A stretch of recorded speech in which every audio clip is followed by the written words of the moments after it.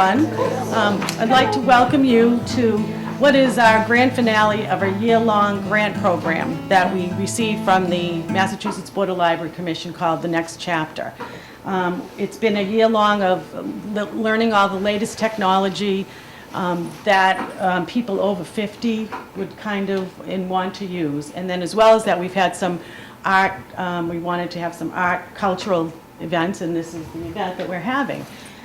So today, we have with us Keith Staveley, who is a writer, scholar, and former library director. And I will say he's a sales library director, so he's been retired, and this is his latest thing to do, whose interest in the Puritan influence on America and English culture has resulted in a number of critically esteemed books and articles. He has been a Guggenheim and American Council of Learned Societies Fellow and a winner of the Modern Language Association Prize for Independent Scholars. The place of food in Anglo-American culture is a more recent passion. Kathleen Fitzgerald, his wife, holds a Master of Divinity degree and a Master of Library Studies. She has worked as a college chaplain, a soup kitchen coordinator, and for many years as a librarian. A native New Englander and an avid cook, she has a deep interest in the region's complex social and culinary history. Independent scholars, Staveley and Fitzgerald, are also husband and wife. And they have written 2 books together, Northern Hospitality, Cooking by the Book in New England, and American Founding Food, The Story of New England. They're going to give us a brief talk today and a visual presentation about exactly what's in these books and some recipes and ideas, and I hope you enjoy it. We're going to be introducing you today to some famous cooks, cookbooks, and recipes. And I'm going to start the talk. Keith will come up about halfway through, and then I'll finish out. These are books that were known in New England, well known in New England, from the 17th through the later part of the 19th century, but whose existence has little been known in the last 100 years or so. We all know the iconic dishes of the region. We know about, of course, baked beans and clam chowder. Those are kind of the set pieces of New England cooking. But today we're going to show you an older regional cooking tradition, and our emphasis will be on Thanksgiving foods.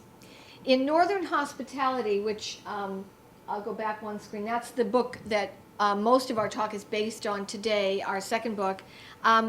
We wrote it together to kind of explore the cookbooks and written cooking tradition of New England. Our first book was on New England food, but it was not just the cookbooks, it was a broader treatment of New England food. But this book is focusing on the cookbooks for sale and in use in New England. Some of these rare books from the 17th through the later 19th century are available for sale in reprint editions, but most of them are hidden away in research libraries and rare book collections, so the public doesn't get to see them very often. So our book is a compilation of 400 recipes from these books with commentaries to help you understand old-fashioned spelling and ways of putting things and to kind of put the books in historical context. We're going to start by showing you title pages of some of the books to give you a sense of what the books felt like. And also I should mention, after we go through talking about the cookbooks, we're going to go through about 12 recipes and show you, illustrate pictures of how we cooked some of the recipes from the book, because they are actually cookable recipes. And we want to sort of prove it to you, so maybe you'll go out and cook some too. So to begin with the cookbooks, this is the first one is a title page from a 17th century cookbook that was for sale in New England. In the 17th century, cooking manuals, cookbooks were a relatively new invention. Published printing instructions for how to run farms and households was just coming into being in English in the 17th century. The first one is by a man named Gervase Markham. This is called The English Housewife, and it was published first in London in 1615 and was imported into the colonies. We think that Miles Standish from Probate Records may have owned a copy. It was part of a household manual on how to run a gentleman's household and farm. So we can't go into great depth about these books, but we do talk about them in our book. By the way, we are only reading you the short title. If we read the full title, we wouldn't get to anything else because the titles are very long. They put really their advertisement on their title page, telling you all about what was in their books.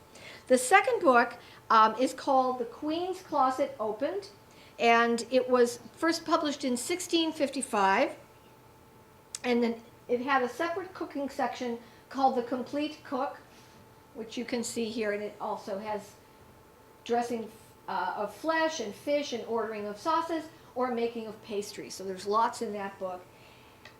We think that this book, which is the Queen's Closet Opened with the cooking section, The Complete Cook, was attributed to this woman. She's Queen Henrietta Maria, the wife of Charles I of England. Charles I is the king who lost his head during the English Civil Wars. It was a very influential book. It's in the style of what was called secrets books. And what they were books written by or compiled by sometimes household staff of royalty and aristocrats telling the secrets of life among the very upper classes. So this is in the secrets tradition. It was very influential throughout the history of cooking in New England and cooking in England as well. This book comes a little bit later. It's called The Queen-like Closet, and as you might guess, the previous book was The Queen's Closet Opened. This is The Queen-like Closet. So she's sort of trading, this writer is sort of trading on the success of the Queen's book, saying this is like a Queen's book, but it's more for the middle classes. It's more for the average people. It was written by a woman whose name was Hannah Woolley. You can see her name down here. And it was first published in 1670. All of these books were very popular, and all of the books we show you, historians know were imported and used in New England. I'm going to stop there for a minute and tell you a little bit about why we're looking at these books and what they mean. You can tell from the title pages that these were very elaborate books. They were kind of fancy books. Even though this was more for the average person, it still has that look of a wealthy book and elaborate forms of cooking. We imagine that Puritans wouldn't use such things and wouldn't eat such elaborate foods. We tend to think Puritans were very plain and austere in all things. But in fact, the Puritan tradition does not rule out enjoying the goods of the world, enjoying the pleasures of the world. We sort of know this because we have a phrase called the Protestant work ethic, which comes from the sociologist Max Weber. And it's associated with the Puritans, and it means that the Puritans were free to strive mightily to get the good things of the earth.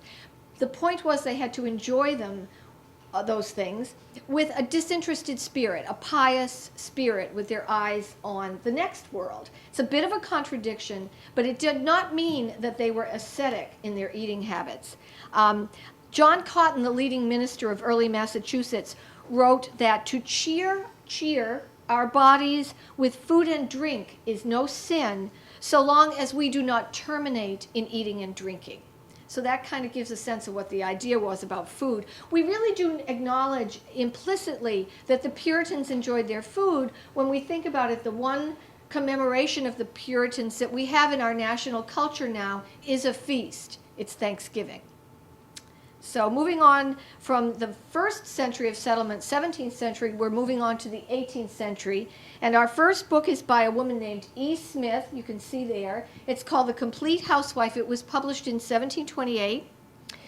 We don't know her first name. Some people think it was Eliza. It was a very well-received book. But the next book, The Art of Cookery Made Plain and Easy, was probably the most popular cookbook in English of the 18th century. It's by a woman named Hannah Glasse. It was first published in 1747. It was an extremely popular book in its time, and it has remained popular in Britain. English people know about The Art of Cookery. In fact, the BBC has called its author Hannah Glasse. It says by a lady, but we know it was by Hannah Glasse. Other editions say Hannah Glasse.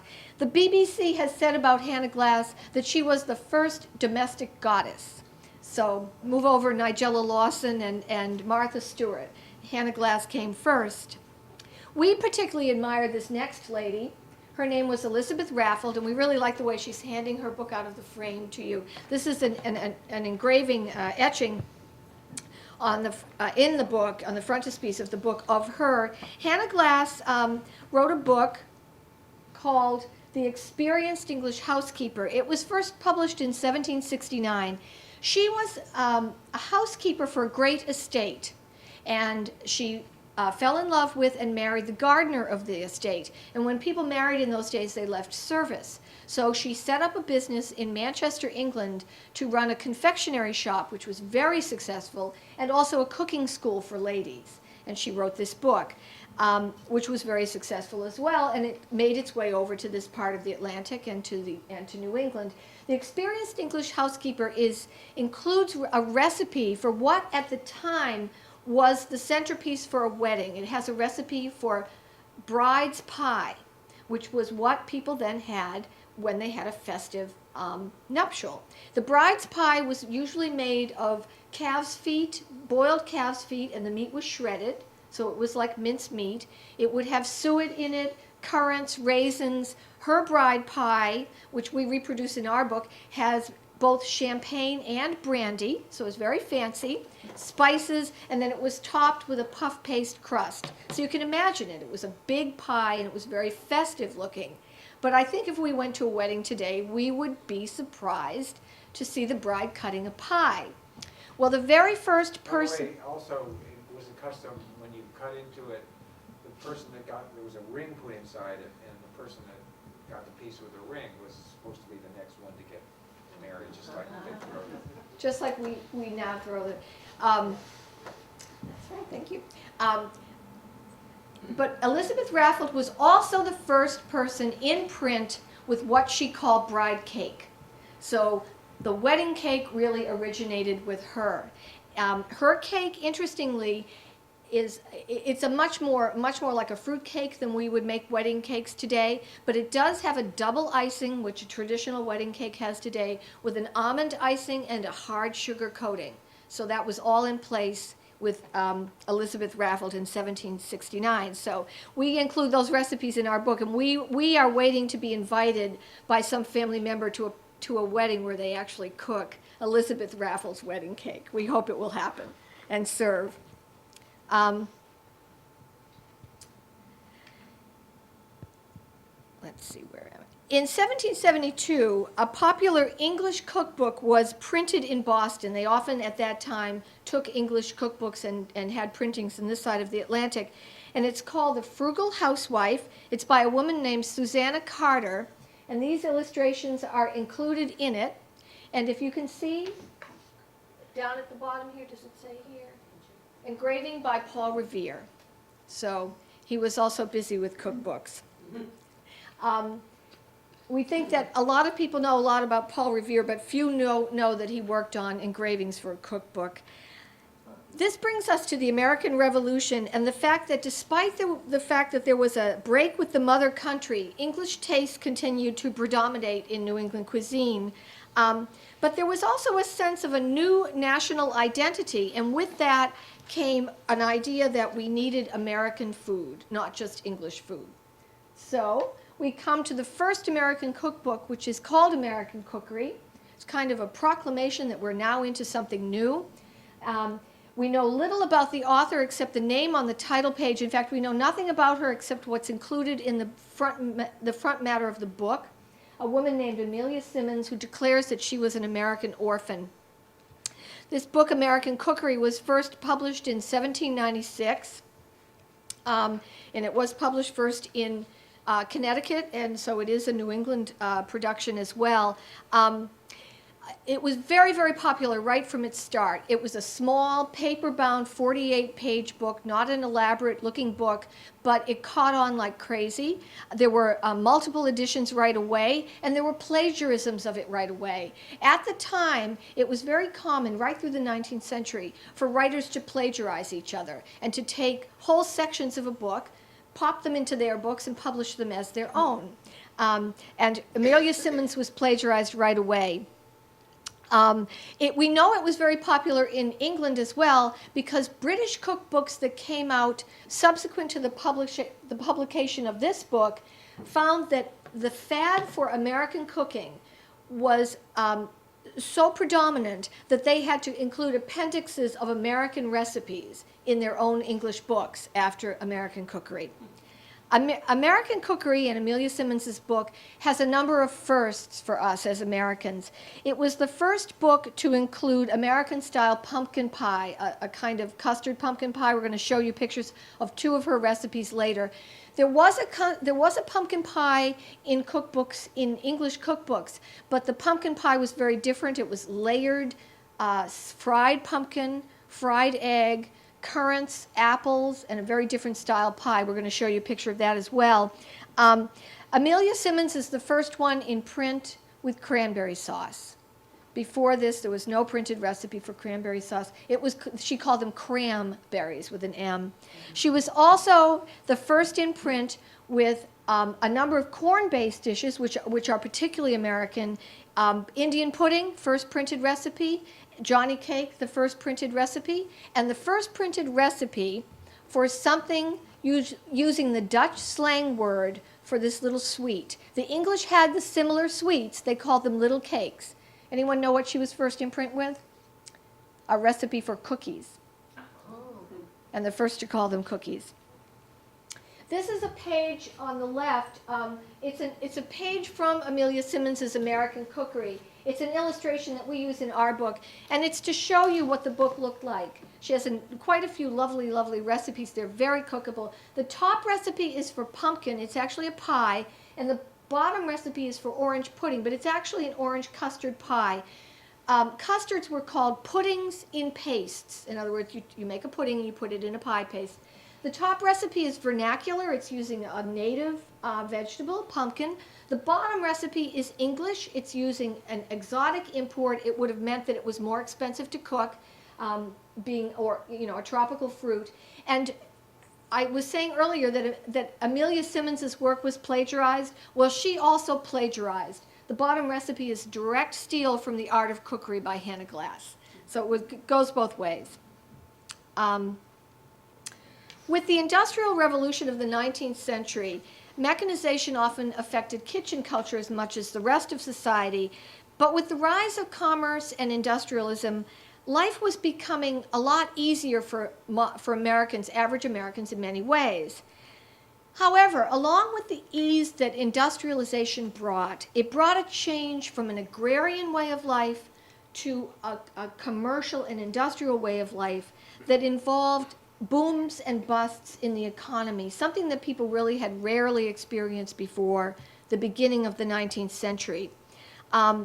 Many people had a feeling that the world was moving too fast, and it was becoming unhinged. And this woman, whose name is Lydia Maria Frances Child, she's Lydia Child, she's a native of Medford, Massachusetts, where I grew up. She was a writer, she was an abolitionist, a well-known reformer.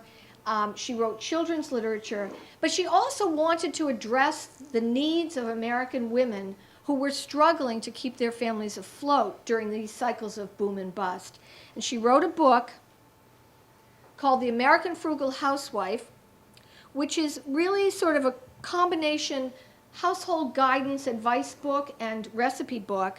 And she wrote it to give American women an idea of how to economize in the home in order to kind of protect their families from the onslaught of economic hard times. She, by the way, is the author of something that many of us know, and it's the right time of year for the poem, or a song, I should say, Over the River and Through the Wood. That was Lydia Child. Her cookbook basically promotes an ideal of returning to kind of the agrarian way of life of her Puritan forebears and being very thrifty. She says the true economy of housekeeping is simply the art of gathering up all the fragments so that nothing is lost. And she has lovely little kind of advice like that throughout the book. The book was a very big seller in the United States, the early United States. It was published in 1829, and in the 1830s, one historian has said it was probably read by the majority of American females. So it's a really well-known book. Now I'm going to let Keith take it from there, and I'll be back. Thank you, Kathy. Do you want me to adjust this, or?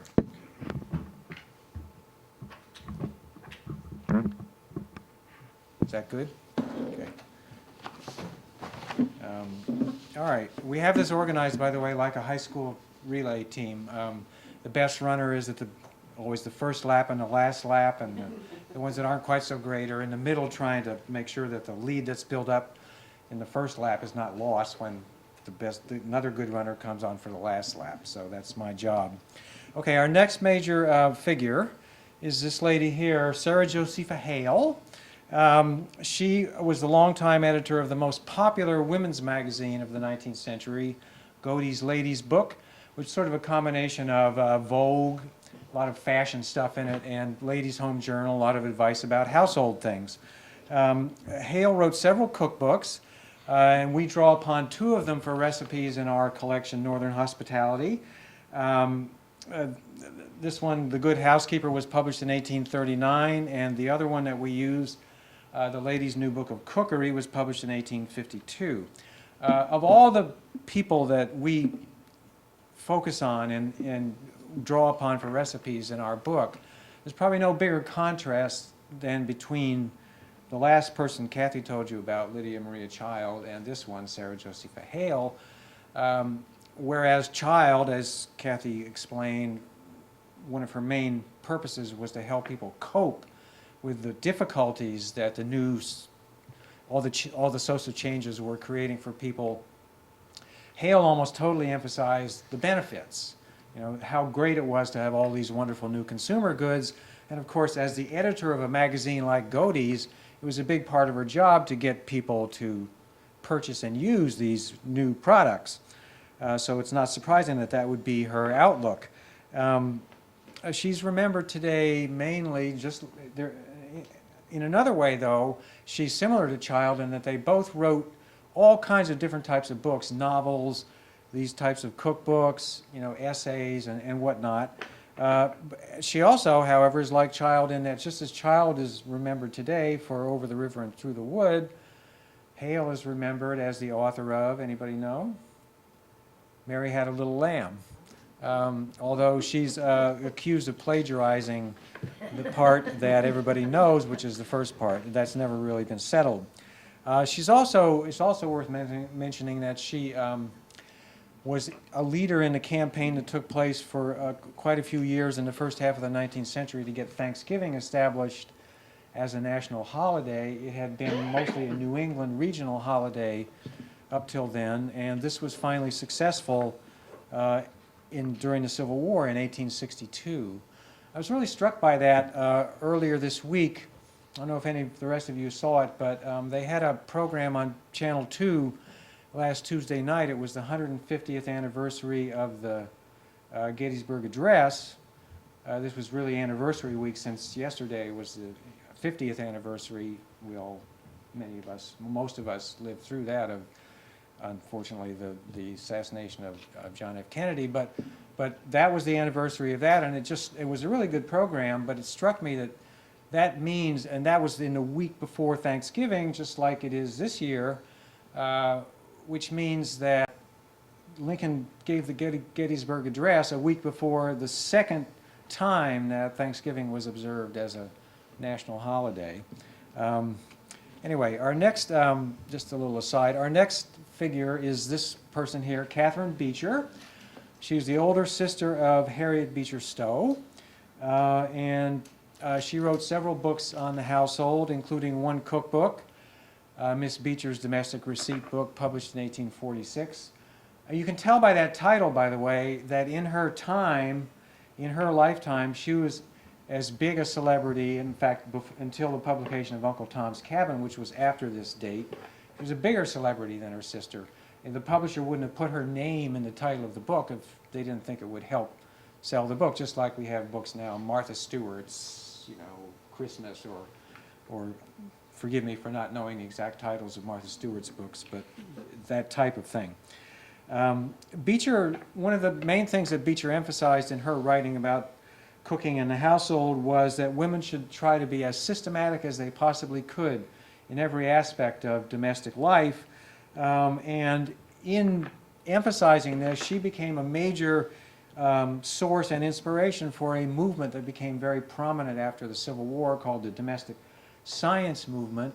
A cookbook author that you've probably heard of, who's still famous today, was a leading figure in that movement, Fanny Farmer, also from Medford, just like Lydia Maria Child and Kathleen Fitzgerald. So, and meanwhile, Catherine Beecher's sister, Harriet, after she became, an even bigger celebrity than her big sister with Uncle Tom's Cabin, she proceeded to write 4 other novels that were set in New England in the early years of American independence, at the end of the 18th century, early in the 19th century, right before Harriet herself was born.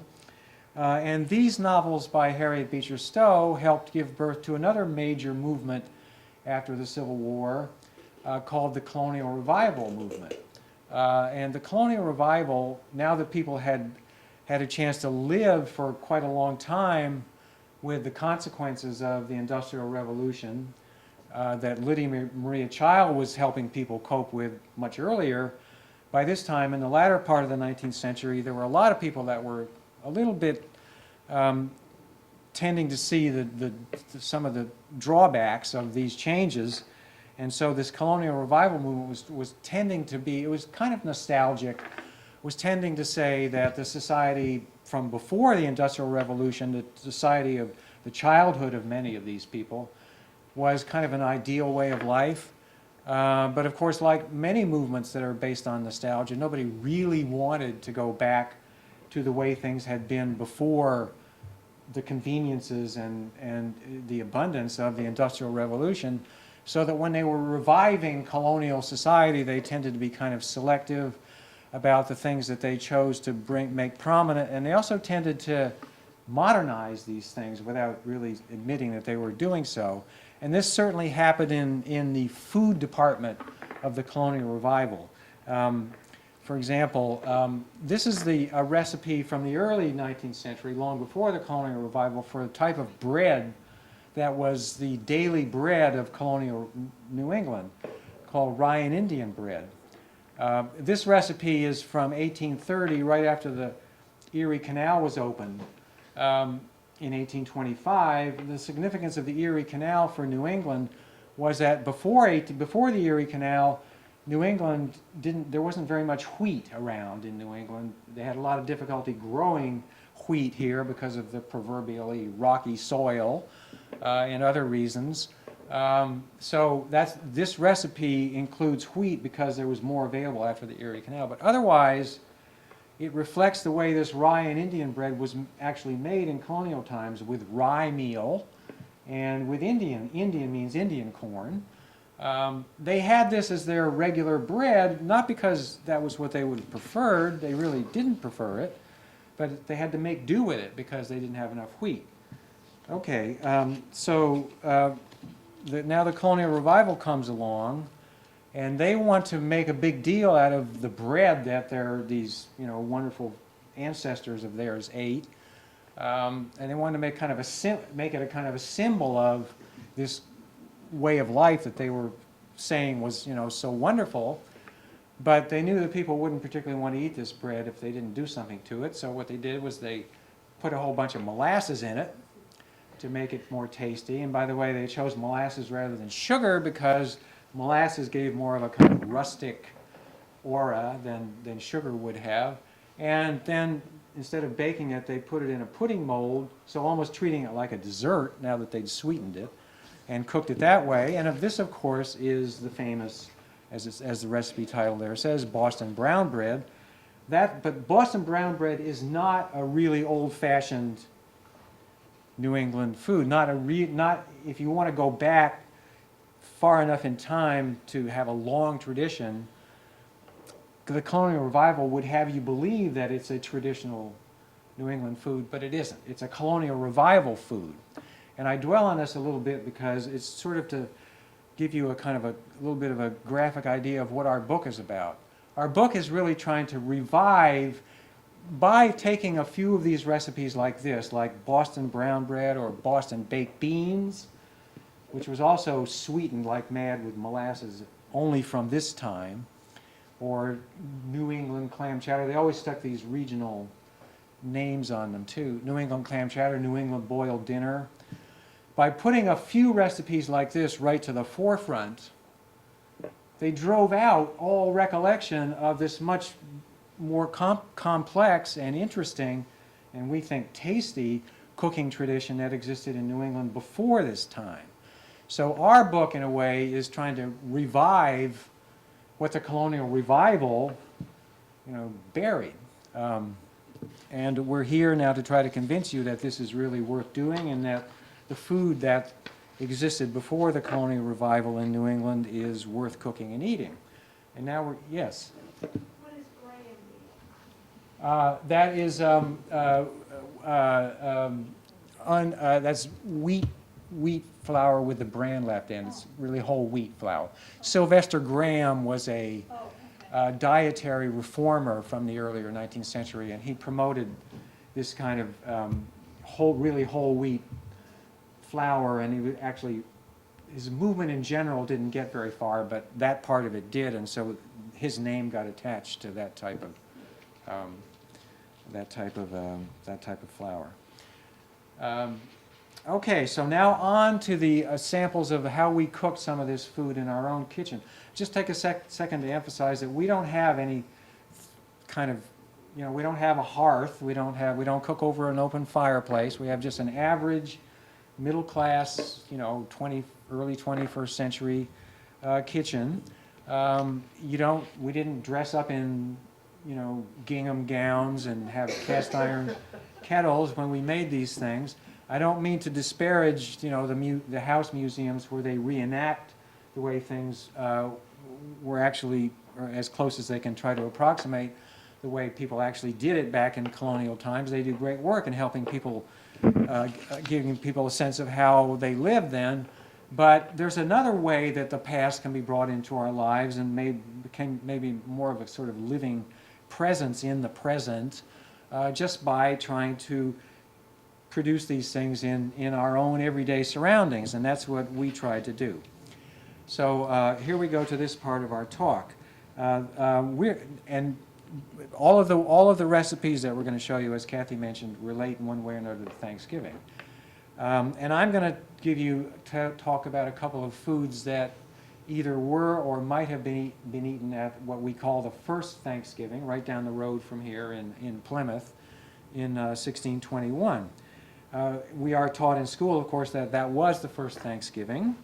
And the basis for this idea is a letter from one of the settlers of Plymouth, Edward Winslow, to a friend back in England, in which Winslow says that the harvest being gotten in, the settlers joined with the neighboring Indians in 3 days of feasting.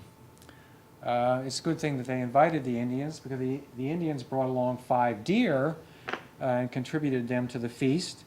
And we can well imagine that the settlers, the English settlers, were really happy with this contribution, since in England deer meat or venison was very high status aristocratic food, which these fairly average people that had come to make this settlement would have not had that much of a chance to have if they had been back in England. But the point is that the center of this 1621 feast wasn't turkey, it was venison. And here's a recipe. This is that first cookbook that Kathy told you about, the English Housewife, published five years before the settlement of Plymouth. And here there's a recipe for roast venison in it. I'll mention here, as I show you this recipe, we'll be showing you recipes as we reproduce them in Northern Hospitality every so often in the remainder of the talk. They're interesting and fun to read. Unfortunately, we don't have time to leave them on the screen long enough for you to read them in their entirety during our presentation. But that is it. And here is our venison. We use venison loin for our cooking. We got it at Savinore's Market in Cambridge. It was Julia Child's favorite meat market. And here we are rinsing it off. The recipe. Venison is known to be a very lean type of meat, so Markham says in his recipe that you have to lard it. That's a process of treating it with injecting fat in it, basically, to make it not dry out too much during roasting. And nowadays you can get a device called a larding needle. We got ours from Amazon. And what you do is you take that, and it has a little plunger thing, and you plunge it right in. Did you use mutton lard? No, actually, it was leaf lard from around the kidneys, pork lard. And then you pull it back out, and there's the lard in there. Okay, now it's time to start roasting our venison loin. There it is, and there's the ingredients for the sauce or gravy. What you do is you stick some whole cloves into it. I hope you can see them there. And put it in your oven. That's some potato oatmeal cakes that we found online that we thought would make a nice side dish with it. The sauce or gravy, oh, there it is after it's done. The sauce or gravy is made with a combination of ingredients that we don't use so much together anymore. The drippings from the roast, vinegar, wine, breadcrumbs, ginger, sugar, and salt. So it's the combination of the sort of tart and the sweet that we wouldn't put in a roast meat gravy too much nowadays. And here is, oh yeah, now we're making it. And here's our roast venison first Thanksgiving dinner. And there it is, there's a plate full of it. In that 1621 letter, Edward Winslow also says that so we might after a more special manner rejoice together, after we had gathered the fruits of our labors, meaning after we'd gotten in the harvest. The settlers themselves went hunting for fowl, so here's where this link, more of a link to the way we do Thanksgiving, and killed enough to serve the company almost a week. However, so there was wildfowl, but at this, what we call the first Thanksgiving, but it was more likely ducks and geese than turkey. We do have recipes for those kind of birds in Northern hospitality, but we haven't cooked any yet. However, here is from Hannah Woolley's Queen-like Closet, is her roast capon with oysters and chestnuts. A capon, as you probably know, is a young rooster that's been fixed up to make it more juicy and tasty. And we offer this to you if you're looking forward to Thanksgiving dinner, but maybe would like to have something that wouldn't produce quite so many leftovers. We offer this as a really delicious, since a capon is much smaller than a turkey, this is really a delicious alternative of that sort. And there it is on the plate. Central to Thanksgiving, as it's been celebrated for the past 3 centuries and more, is pie. And we'll be seeing quite a bit more about that when Kathy comes back. There's no evidence that pie was part of the menu in Plymouth in 1621. It's not likely that they would have built any brick ovens during that very first year of settlement for baking pies or other things. On the other hand, we do know that for William Bradford's wedding, which was a year and a half after this in 1623, they did serve a type of festive meat pie. Again, it was venison, a pie called a venison pasty. So it's not totally out of the question that they might have had pie. If they had any type of fruit or vegetable pie, it probably was a pumpkin pie. Because 30 years after this, the Massachusetts writer Edward Johnson wrote a book that was trying to promote, make sure that the reputation of Massachusetts and England was kept, good. He was boasting about how prosperous and how well it was all going in Massachusetts, and he claimed that by that time in the 1650s, people were able to have apple, pear, and quince tarts, whereas before this, back in the days of the earliest settlement in the 1620s and 30s, they had to be content with pumpkin pies. Well, in 1621, they were in the very earliest days of settlement, so if they'd had a pie, it would have had to be a pumpkin pie. And as Kathy indicated, if they did have a pumpkin pie, the type they would have had would have been very different from what we know as pumpkin pie. And from the cookbook by Queen Henrietta Maria, attributed to her, The Queen's Closet Opened, is the recipe to make a Pumpion pie. And as Kathy Summer told you earlier, you make it with apples as well as pumpkins. And you don't start with cooked pumpkin, you start with raw pumpkin cut into strips, along with butter, eggs, currants, sugar, and both spices and fresh herbs. Again, there's that combination, spices and fresh herbs we wouldn't bring together in our cooking now. What you do is you beat the eggs, and you mix in the spices, the herbs, the sugar, and the pumpkin strips, and you pour, and it makes what you call a froise, what they call it a froise. We don't call it anything now, but and yeah, and you pour it into a skillet and you fry it like we would an omelet or a pancake or a frittata nowadays. The next thing you do is you slice and core the apples.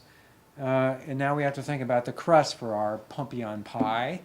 For that, we went back to a roughly contemporary cookbook, our friend Gervais Markham. He has a recipe for pie crust, the highlighted part there.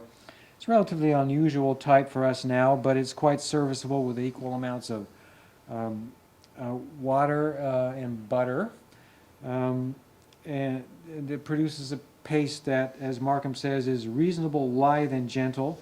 But it also has eggs in it to give it a sufficient stiffening, again, as he says. We needed both a top and a bottom crust for this pie, and so we cut it into, and also a bottom crust for another pie we were making. So we cut it into 3 parts, and then we rolled out and shaped the bottom crust for this Pompeian pie.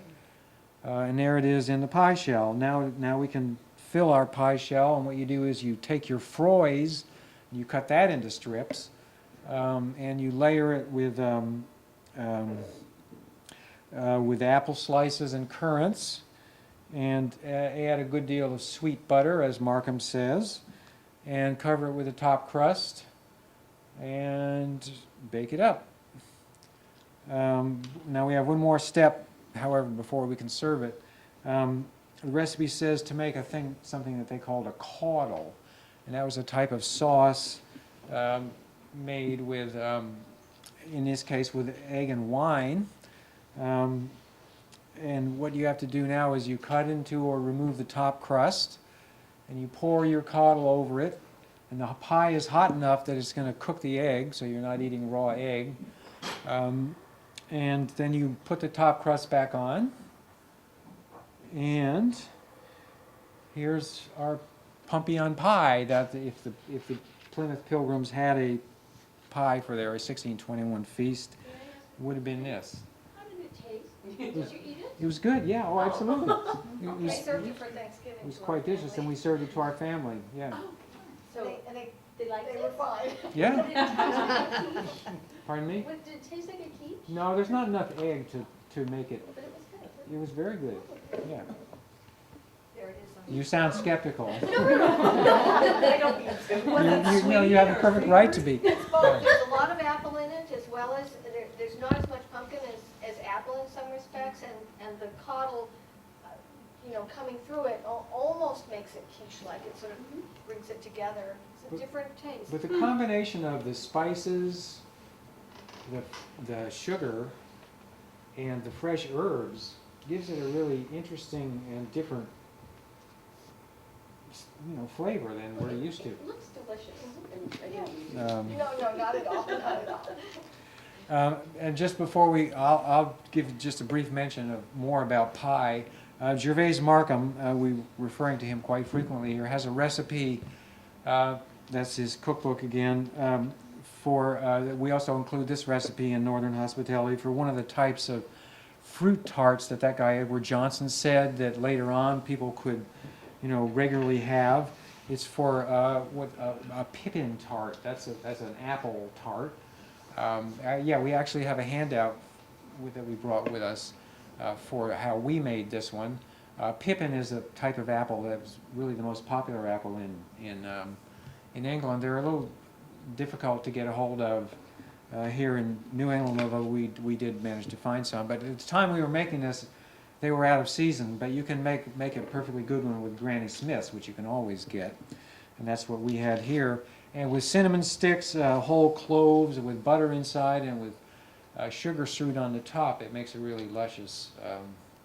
And again, unusually flavored with the combinations of really kind of tart things like the cinnamon and the whole cloves and sugar and butter. It's a different taste than we're used to, and a very nice one. All right. In spite of what we learned in school and all that I've been telling you about what might have been eaten, what was eaten and might have been eaten at the 1621 Plymouth Thanksgiving dinner, that Plymouth Thanksgiving probably didn't much resemble the way it's shown in this early 20th century painting, and this idea of all this, total bounty and domestic happiness and interracial harmony. Beyond that, in fact, that 1621 event in Plymouth shouldn't really be called the first Thanksgiving at all. I hate to bring bad news here, given that we're right down the road from Plymouth, as I said earlier, but I'm afraid it's true.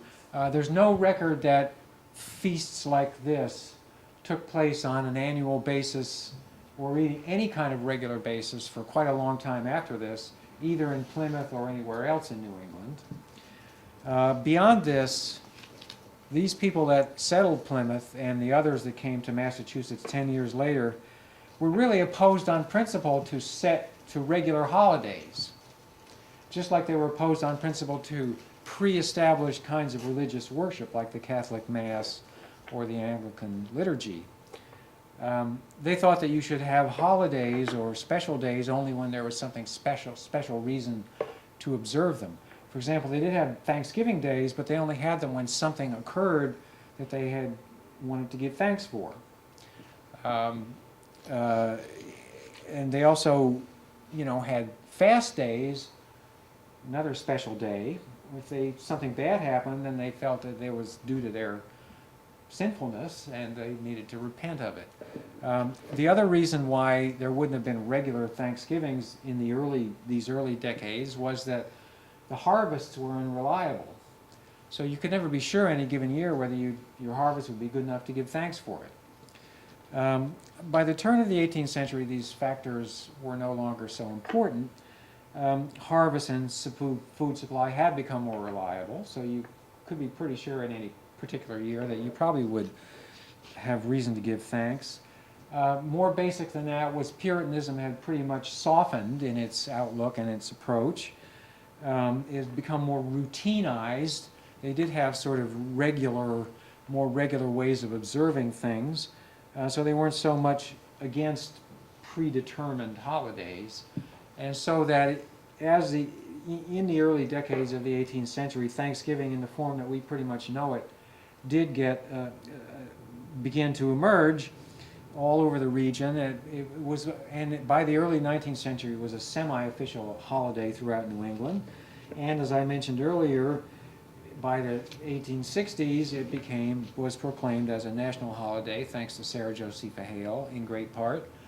And that's what it became.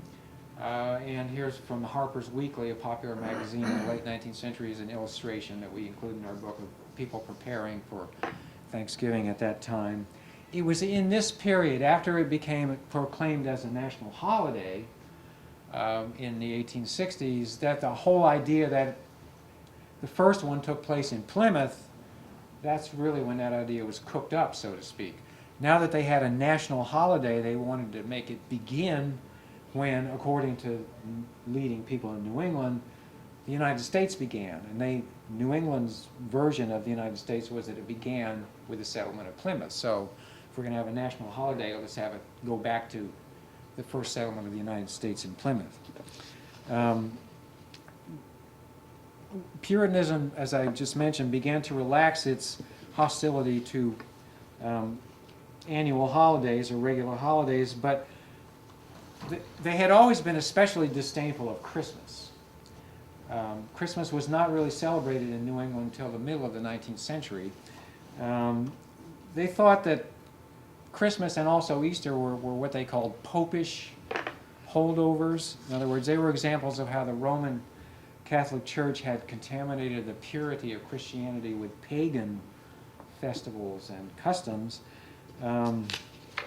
And as Puritanism relaxed in the 18th century, they still kept their proscription of Christmas, but always good for finding ways around things, as with their doctrine of enjoying good food while, remaining pious, as Kathy was explaining. They figured out a way to sneak Christmas in by the back door. And the way they did that is that they imported into their Thanksgiving menu, that was becoming a major holiday, instead of Christmas, they snuck into their menu all these traditional English Christmas foods.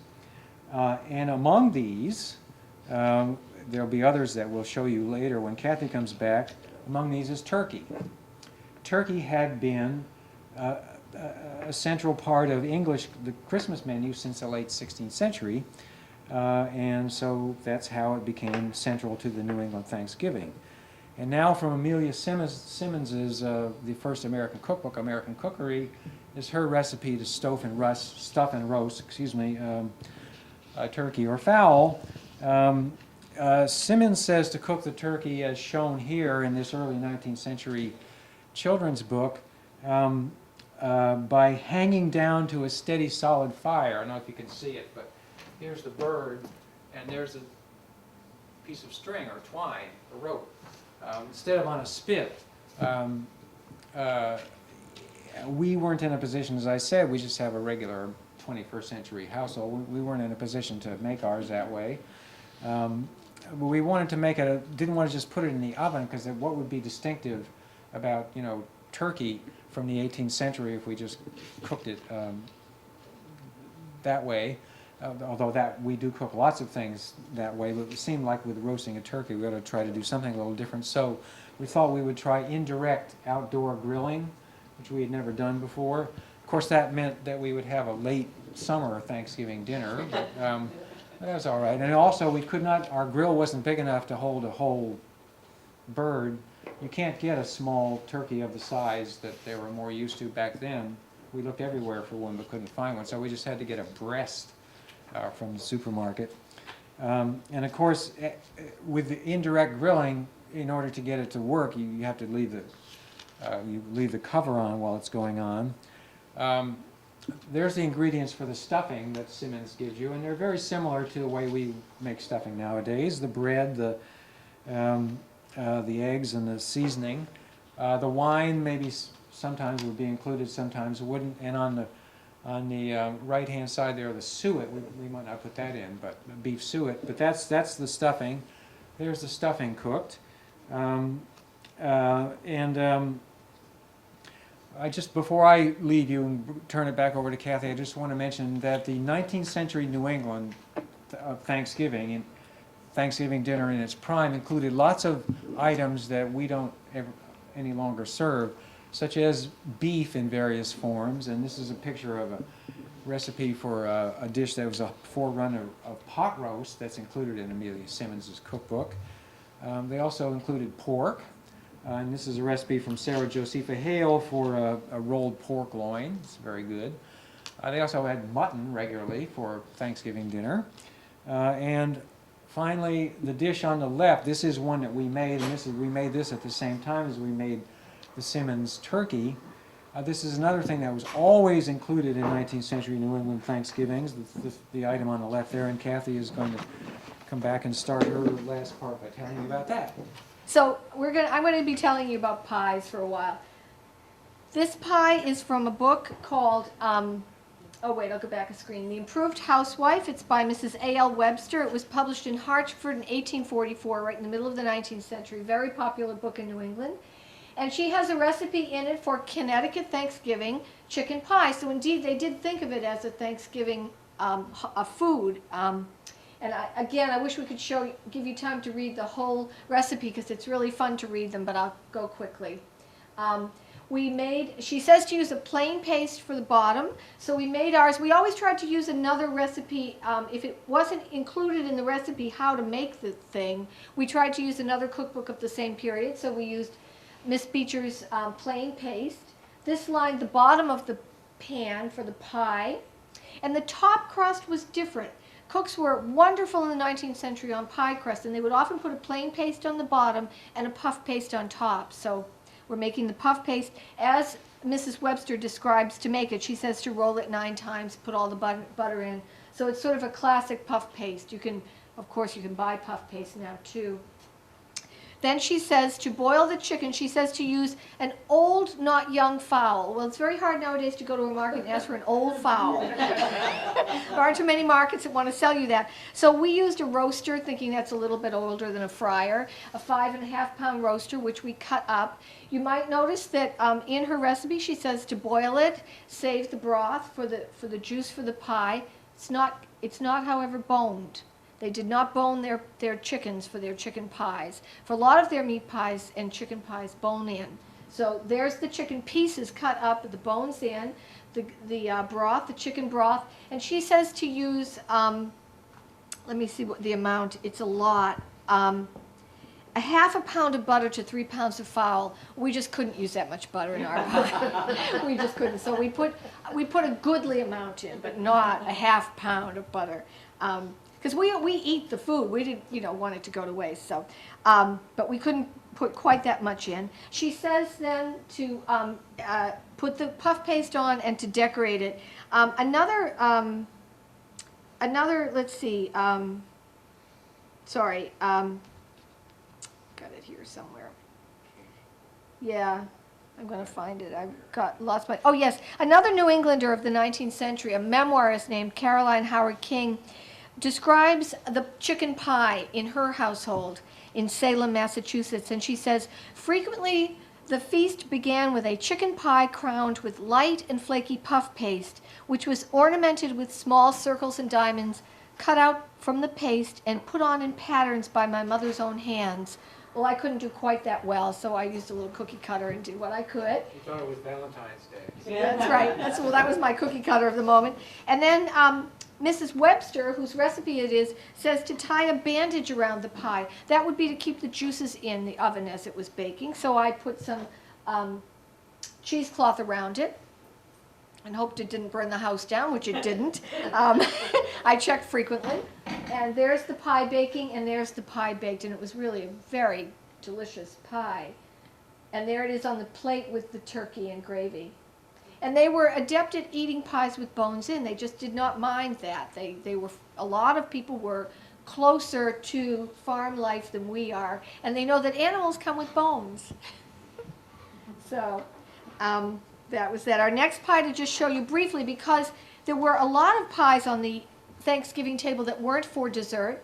And the next pie by Lydia Maria Child and the American Frugal Housewife is a mince pie that's very beefy. We made this one as well. We don't have time to show you the whole thing today, but it was a main course mince pie because there's a lot of boiled beef in it, as well as raisins and brandy, but a lot of beef.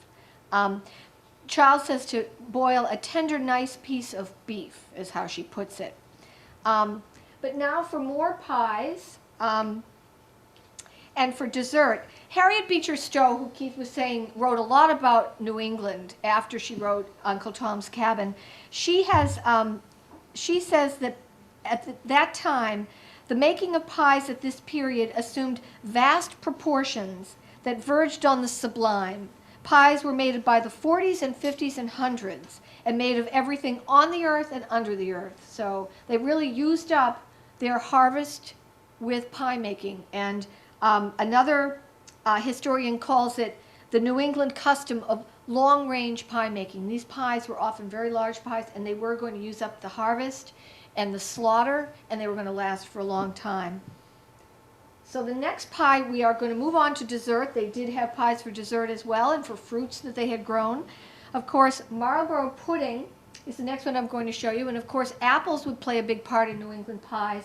The name Marlborough makes it sound like it's an Old English recipe. It was meant to sound like an Old English recipe. It's an American recipe. It's an American invention. And just as we like to watch Downton Abbey and sort of, think English things are kind of nice, they did too. So they named it Marlborough, thinking it sounded kind of elegant in English. It's an American pie. you can see it's equal parts stewed apple, wine, sugar, melted butter, and eggs with a little cream. Spice to your taste. We used a lovely apple called a Liberty apple from a local orchard, but any applesauce, and just boiled it down. You could just use applesauce. And there are the spices, the melted butter, the egg, the cream. We used a puff paste again. There's we always blind bake our crust for about 10 minutes because when pies were being put into brick ovens, it was a very hot bottom to that oven. And that would bake the crust. So you need to bake your bottom crust a little bit. So we blind baked it a bit, put the custard in. It's an apple custard pie, very unusual now, but a delicious pie. We think it should come back. There it is. We really do. This is a tremendously delicious pie. And there's a picture of it. Again, Lydia Child has lovely, lovely pies in her book. The 19th century pies were fabulous, and the next one is a pumpkin pie. She has a deep dish pumpkin pie that we made. I'm sorry, apple pie, that we don't have time to tell you. Apple pie that you can see how deep they were. We really didn't have a dish deep enough for the way they made pies. They made very tall pies. And there it is. That was a good pie. I'm going to show you now, we talked earlier about Amelia Simmons being the first in print with American custard pumpkin pies. Here are her 2 recipes for pumpkin pies. She called it pumpkin. The first one, which is highlighted there, you can see it's going to have a top crust. So here we go, the pumpkin. You could buy, use canned pumpkin. We just baked a pumpkin in a little bit of water, scooped it out. There are the spices, nutmeg, mace, cream. The big jar is ginger. I use a lot of ginger, sugar. This top pie, she calls for sugar, not molasses, so it's a lighter colored custard. And we again used her paste. And she says to cross and checker, meaning kind of make, like a tic-tac-toe cross. Cross and checker with a dough spur. A dough spur is a pastry cutter.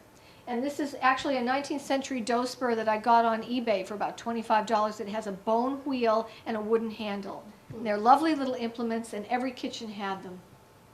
Maybe some of you have them too from your mothers or grandmothers. And I'm crossing and checkering the top crust. Again, I pre-baked a little bit the bottom crust. It's plainer. The custard goes in. The top crust goes onto this pumpkin pie. Another tradition we've lost is the top crust pumpkin pie. Just crimping it down, putting it into bake, and there it is, baked. And that's a beautiful pie too, and an unusual pie. We served this for Thanksgiving as well to our family. They said, "What the heck is this?" And there it is. And we did when it came out of the oven, we let it sit for about a half hour. We were wondering, is this custard baked in here? But we just thought we'd let it sit for a little bit, and it baked up beautifully, and it was really fun pie.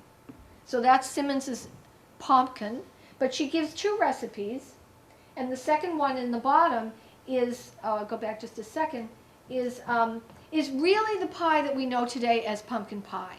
And she is the first one in print with it. It's pumpkin, apple, pumpkin, milk, eggs, molasses, spices, just as we would. So if you go to, Market Basket, you can say you're bringing a 1796 pumpkin pie. It's the same. It's basically the same ingredients. There's our. But this one is a darker custard because she includes molasses, so you can see the difference. Okay. The final 2 recipes we have to show you is to say that there were things on the Thanksgiving table besides pies, whether sweet or savory. There were also puddings and cakes. We're going to end with a pudding and then a cake, and the cake is the one we bring you today. This is from the Improved Housewife, totally lost, Mrs. Webster again, and it's for an English plum pudding, which again was a traditional food that was served at Thanksgiving in New England.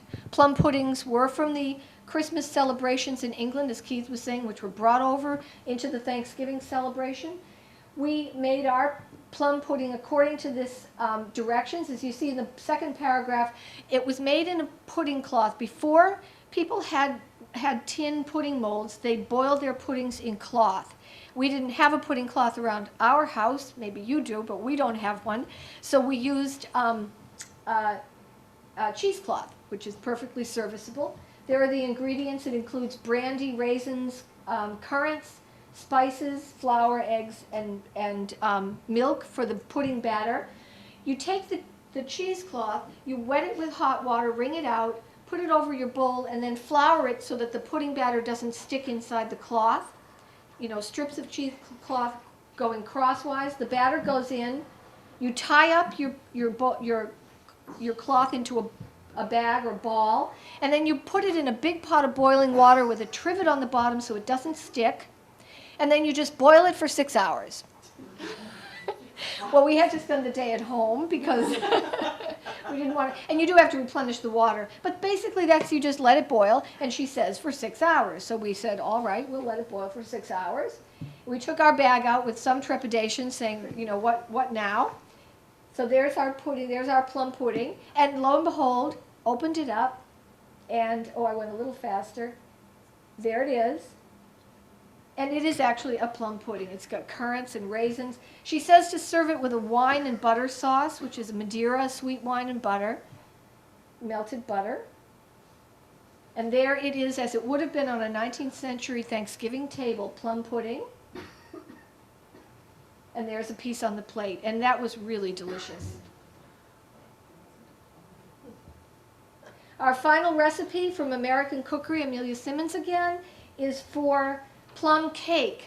It's very much like the plum pudding, but baked. You might notice that, and we translate this in the, do we have a handout for this? Do we have a handout for this? Yes. Yeah, we have a handout for this.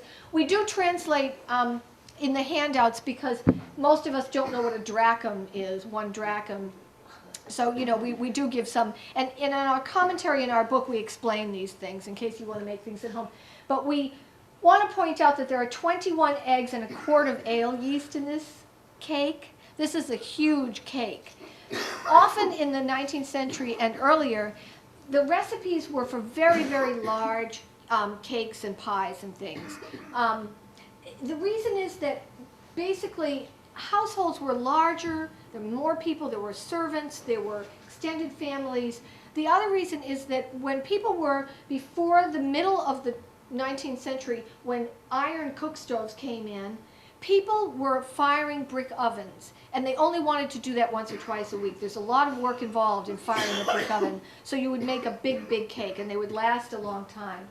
So we made, this is what we're going to show you.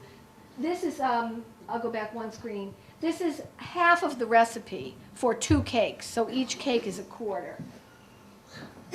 And there it is on the plate, and there it is served.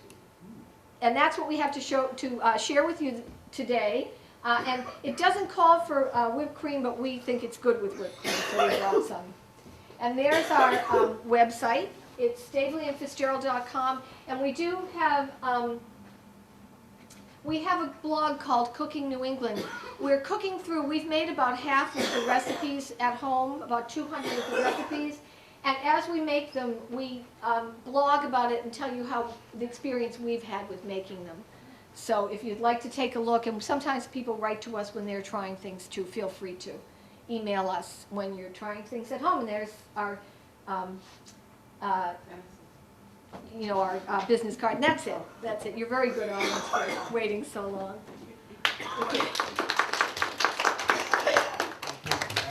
We went on so long, if you have any questions, we'd be happy to. Yeah. One that you use the cinnamon sticks in. How do you cook a cinnamon stick? What does it do?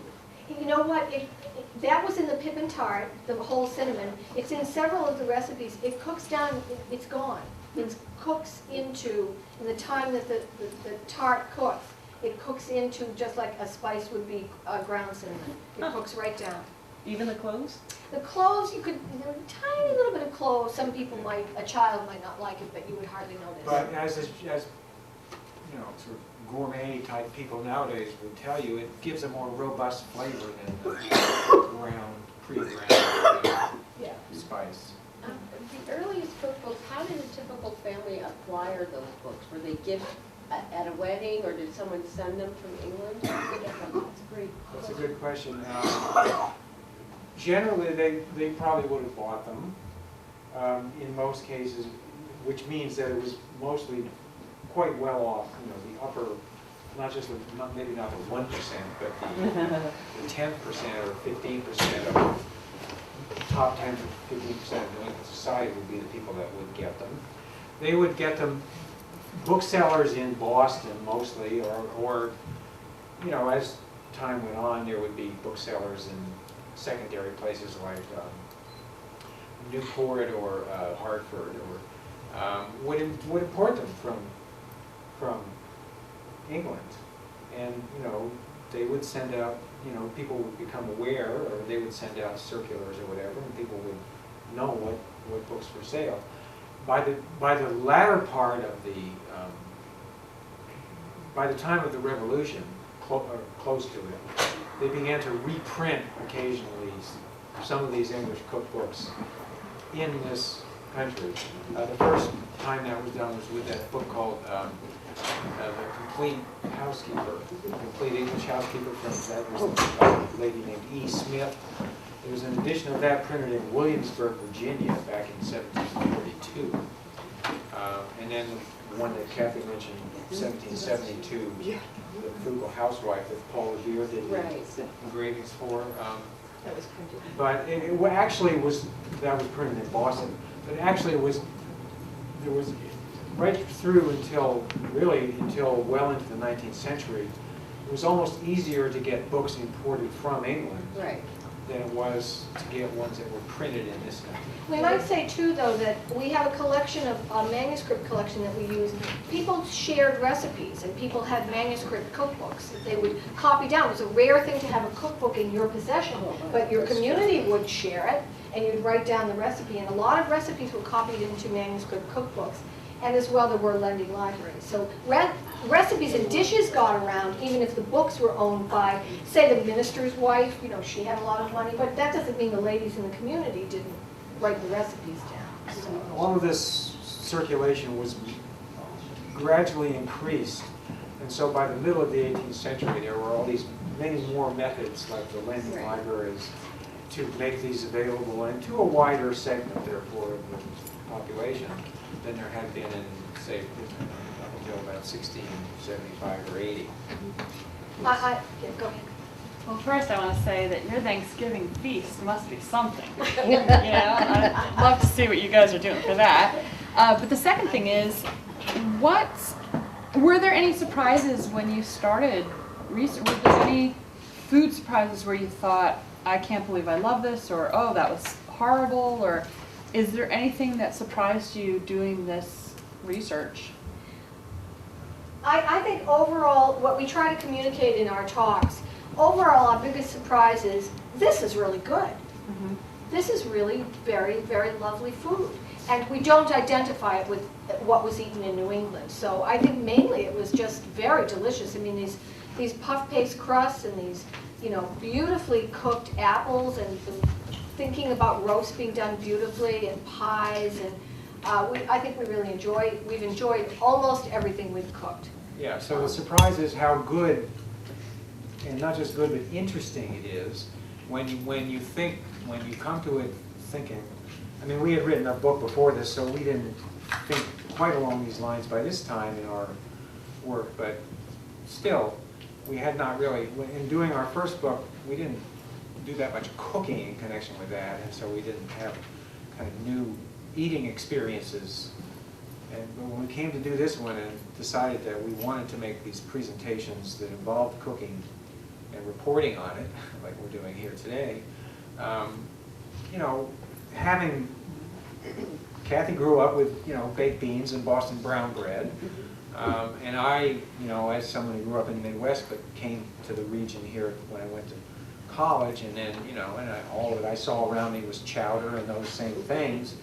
So coming to it with those, though that was our experience of New England food until we started making all these dishes. So that was the biggest, I mean, it wasn't a surprise in the sense that kind of intellectually we knew that it was going to be different and more complex than those things that we'd actually eaten. But still, you know, in the actual experience of eating it, it was couldn't help being surprised that, hey, this is really good. Well, we've talked so much about how good it is. We've got a cake back here, so why don't you try it?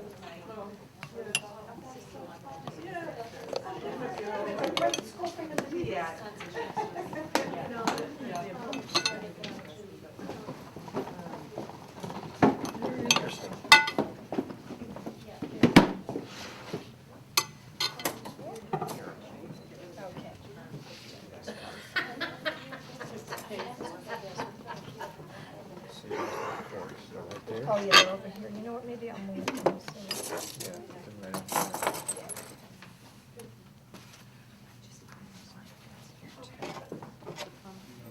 There you go. Yeah, yeah. First in line, that's the way.